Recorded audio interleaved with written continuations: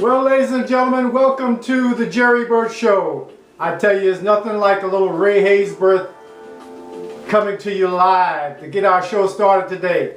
My name is Jerry Burt and I am your host, and it's a wonderful day to get started today in the neighborhood. Today we're going to be talking to you about a great topic. Show topic today is, why can't you seem to charge more for your products? So get ready, ladies and gentlemen, strap in. As they used to say back in New York, put your foot on the rock and don't you dare stop. Get back, don't you dare cut no slack.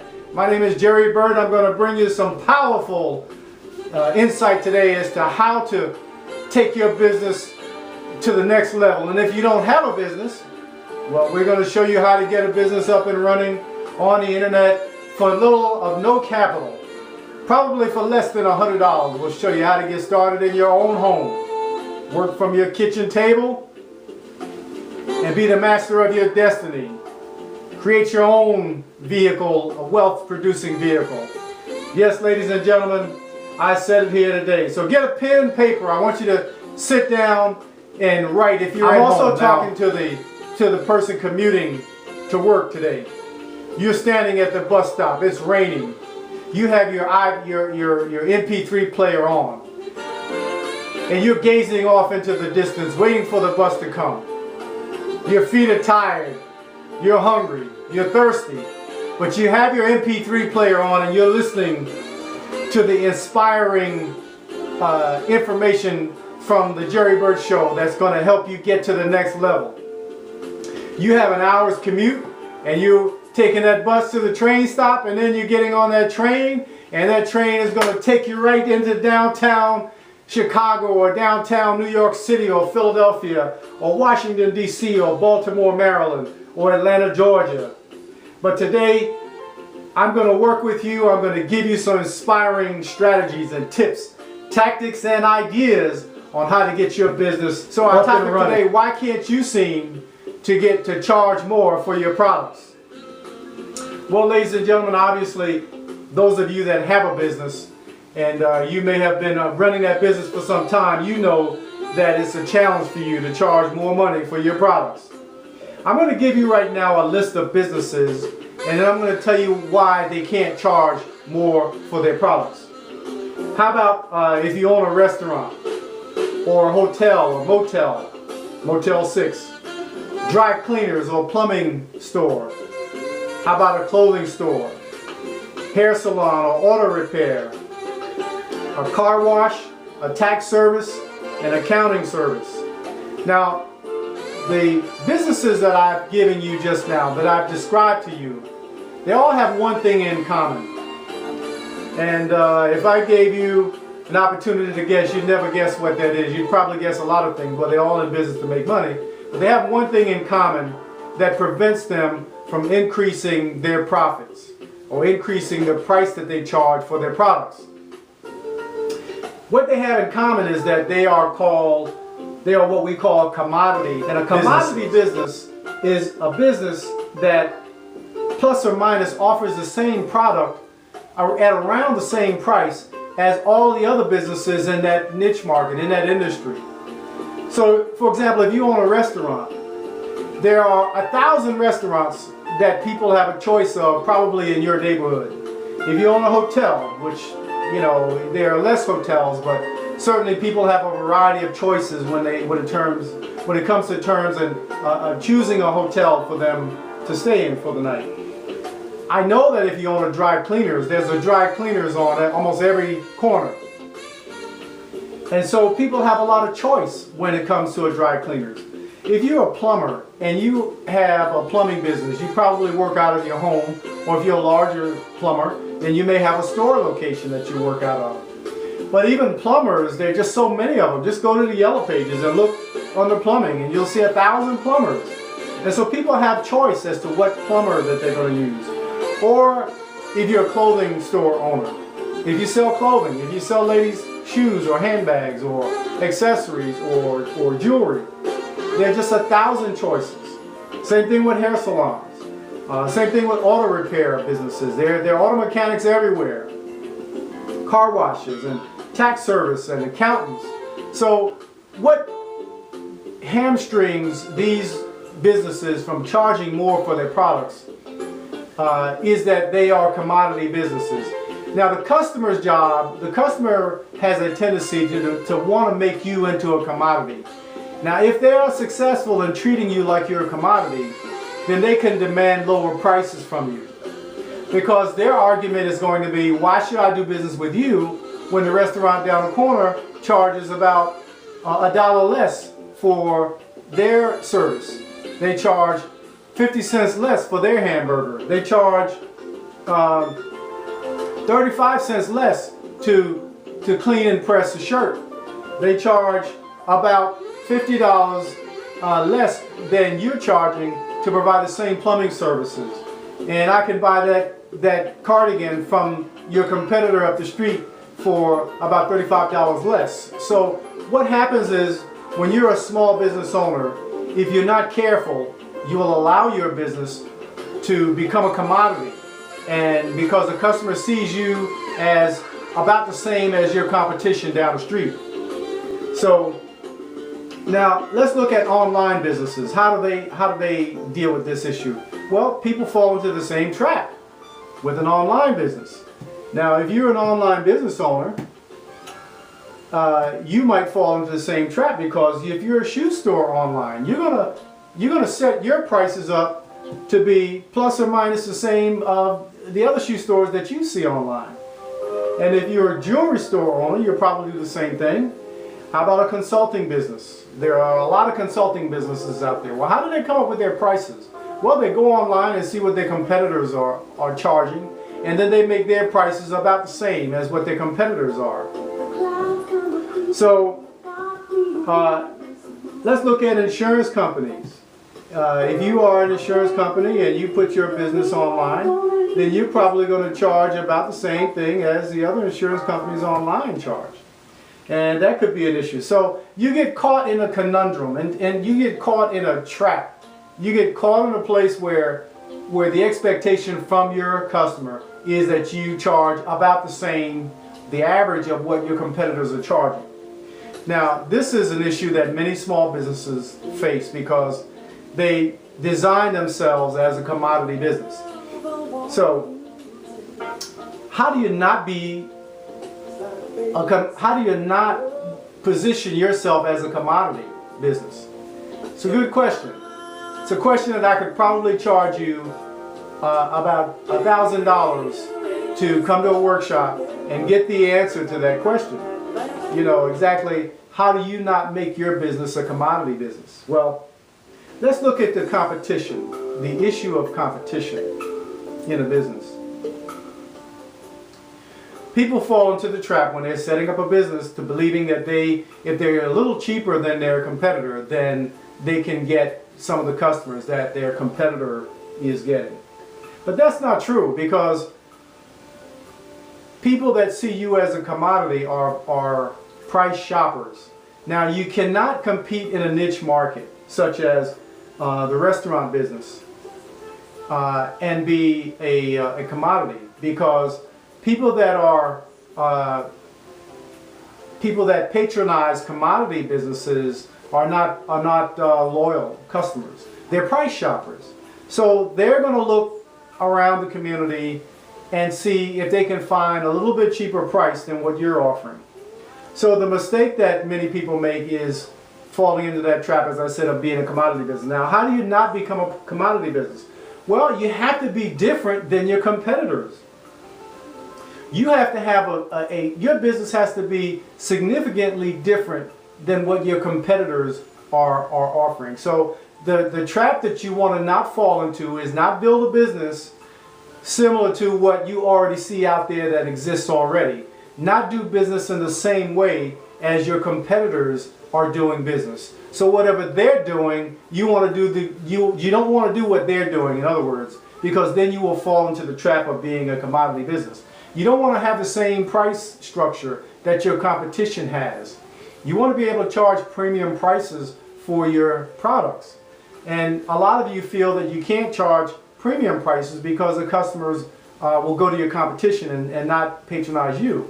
But that's not true. The reason you don't charge premium prices for your products is you don't understand how to structure the business, the revenue model, so that your customers are getting something totally unique. Now, let me just say this to you. If you can't charge significantly higher prices than your competition, you can have the highest or the top 10 percentage of higher prices in your marketplace, in your niche market. And the reason the customers will be attracted to your business is because what you're going to do in your business is you're going to make the product that you offer not just based upon the price, but you're going to make doing business with your company an extremely different experience than what your customers, your competition does. Now, you're going to make doing business with you so phenomenal that people will tell other people. People will drive for 40 minutes to get to your business when they have businesses right up the street that offer the same product. And why are they going to take that action to get to your business? Because you're going to make the experience of doing business with your company so different. You're going to have, your products may be similar, but the delivery of the service is going to be so different. I know there's one company that decided they were going to get a makeover. They brought in a consultant, and what the consultant did, he looked at the menu and he said, okay, your primary product is hamburgers. Okay, so why don't we, instead of listing the product as a hamburger on the menu, why don't we call it something a little more exciting for the customer? So what he advised them to do is he said, you're going to take this hamburger and you're going to now call this hamburger the $5,000 hamburger. And you're going to put a picture of it on your menu, and you're going to make that picture huge. And you're going to make pictures in your store about the $5,000 hamburger. You're going to add a few more items to the hamburger. You're going to use a better quality meat with it. You're going to dress it up with some other garnishments and so forth. And you're going to give just a great higher-end French fry to go with it. But you're going to make this your feature item for your restaurant, because there are a lot of restaurants in the neighborhood that sell hamburgers. But you're going to sell the $5,000 hamburger. Now, the customer, the restaurant took his advice and they did that. And what they found was it significantly shot the number of customers through the roof that were coming into his restaurant. There was literally a full house every day at a certain hour because people wanted to come in and they wanted to sample that $5,000 hamburger. Now he didn't charge them obviously $5,000 for it, but it was so unique and so different. This gave his restaurant a different positioning within the community. It gave them a different identification, and it gave them a differentiating presence in the marketplace, in the restaurant marketplace. So if you begin to understand the psychology behind designing a business and positioning the business, you know, I sometimes go on Facebook and I hear the guys on Facebook that are talking about branding themselves, and they talk about, you know, the importance of branding themselves. But branding is secondary to positioning. You first have to position your business as a differentiated, unique product and value creator above and beyond what your competition is able to deliver in that niche market. Now, you can't be all things to all people, and so you have to be in a niche market. But you certainly can position your business and differentiate your business by how you design the product delivery. Now, how much more did it cost that restaurant owner to reconfigure the way that hamburger is constructed? Maybe it cost him $1 more in terms of the cost of actually putting that hamburger together and delivering per person. But he was able to charge $2 to $3 more for that meal. Not only that, he was able to corner the market. He was able to make his restaurant a destination restaurant, you know, because his competitors did not have anything similar, and there was nothing unique about their restaurant other than the way that the restaurant looked, other than maybe they had fish on the menu and some other things, fish chips and chicken nuggets and all the other things. But people became fascinated just by the concept of the $5,000 hamburger. Now he went on to change some of the other products in his restaurant and give them additional unique names so that people came to his restaurant because of the unique products that he offered that none of his competitors offered. So this is where we want to get you to start thinking in terms of how can I differentiate my business from my competition in the niche market. How can I understand the number one rule is that you cannot compete against your competitors in a niche market based upon the price, because if you're a commodity business, customers are not loyal to your business. They are price shoppers. So every business that is a commodity. If I want to get to dry cleaners, one dry cleaners is about the same as the other. The prices are all similar. They're not, to me, in my estimation, they're commodity businesses. If I want to go to a clothing store, most of them sell the same products. And they sell the same products because they buy from the same manufacturers. Those manufacturers make basically thousands and thousands and thousands of the same items, same jeans, same shirts. So businesses that sell clothing pretty much all have access to the same manufacturers. And I can go to China and set up a contract with 10 different Chinese manufacturers, and they all basically make the same jeans, the same shirts, the same pullovers, the same sweaters, the same everything. Same thing with auto repair. Most auto repair shops do about the same thing. So let me give you an example of how to differentiate yourself if you're an auto repair shop. So there's an auto repair shop, and when you go in there, they have a waiting area that is just totally filthy. I mean, you go in the waiting area, they have a coffee machine set up, and it's just disgusting and deplorable to look at. The coffee spill all over the place on the countertop. There's dried coffee there. There's sugar that's spilled everywhere. The floor, they have a carpeted floor, and the carpet is just soiled with all kind of stuff. Grease from the guys coming in and out of the shop is on the carpet. Just old pictures and magazines from, maybe they have girly magazines on the side of the table. I don't know, not Playboy, but you know what I mean. Magazines that have half-naked women on the cover. They have these tables and chairs that sit in the waiting area that are like outside park chairs that someone's had in their backyard that they brought inside. Or they have that one leather couch that has cracks all in it and tears all in it. It doesn't have legs on the bottom, and it's sitting on some phone books. And so the window is dingy. They have one window in the place. That window is dingy, and the blinds are just filthy. It's just crust everywhere, dirt and dingy surroundings everywhere in that place. So the mechanic comes in there. He's like filthy. He's got old boots that are cracked, and the front of the boots are just all they're talking to you. He's got just grease everywhere, all over his work outfit. Just hands are filthy, and he's got this handkerchief around his neck, and that handkerchief has he's been using that for the last 2 months in his business. And all the mechanics look similar to him. Now, if you have let's say you have a brand new BMW, would you take your BMW into that place to have some work done on it? Probably not.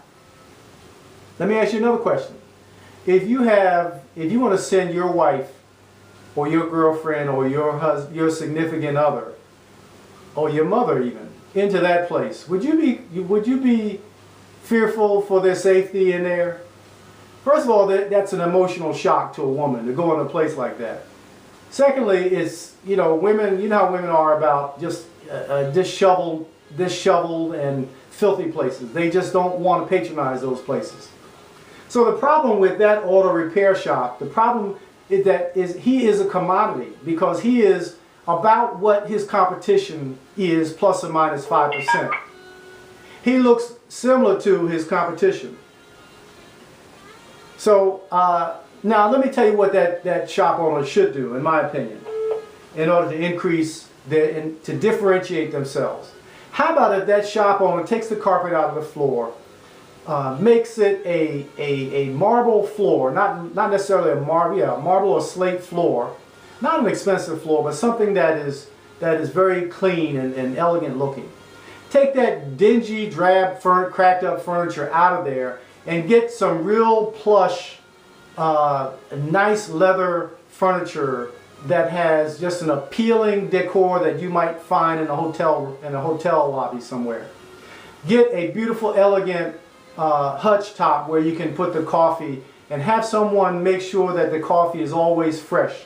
Bring in some magazines from a magazine place and have Esquire and home repair and home shopping magazines. Have some girly magazines. Have magazines that appeal to women, not just grimy looking magazines that men can gawk on, but magazines that women, Esquire and Essence, and magazines that women are attracted to. Make sure, have the place painted very nicely. Now, the next thing you're going to do is you're going to have the maintenance guys wear a different type of uniform. You're going to put them in these coveralls that are nicely designed coveralls with their name across the front of them. And you want to give them a color that is maybe a light blue color, and make them wear shoes boots that are sturdy enough, but that don't hold all the dirt and grime and grease and mold and wax from working on the cars. Make sure that you have a theme inside there, and music that is playing that is enjoyable, that is music, that makes someone that's waiting to come in, that they're excited to hear. Music that is pleasant for them. Now, do you think that this would differentiate you from your competitors? Do you think that if you design a place as an auto repair shop that women don't mind coming into, that it would increase your traffic, it would increase your customers, it would increase your revenue and your profitability? I would say so, because you have to understand who your customer is, and you have to create an environment for them that is uniquely different from what your competitors have done.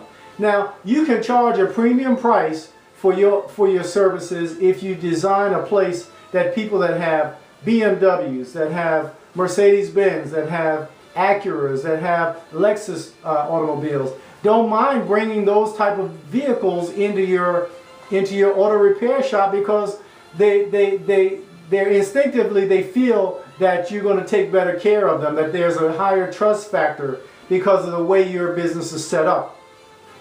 So this is the strategy that you have to use if you're a business owner, and if you employ this strategy and use it it doesn't matter what type of business you have, to transform your business from a commodity business into a uniquely value creating, value delivering business that differentiates you in your niche market. You can charge higher prices than your competitors.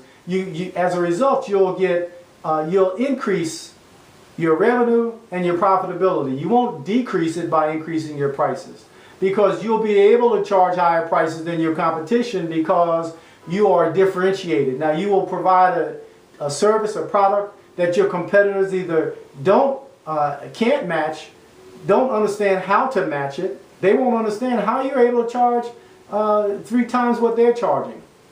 But if they visit your business, they will understand. But they may not have the will or the knowledge or the understanding as to how they can change their business to get the same type of results that you're getting. So don't worry about competition. We want you to focus on positioning your business by differentiating what you offer from everyone else in your marketplace. So whatever your competition is doing, don't do that. Do something different than what your competition is doing.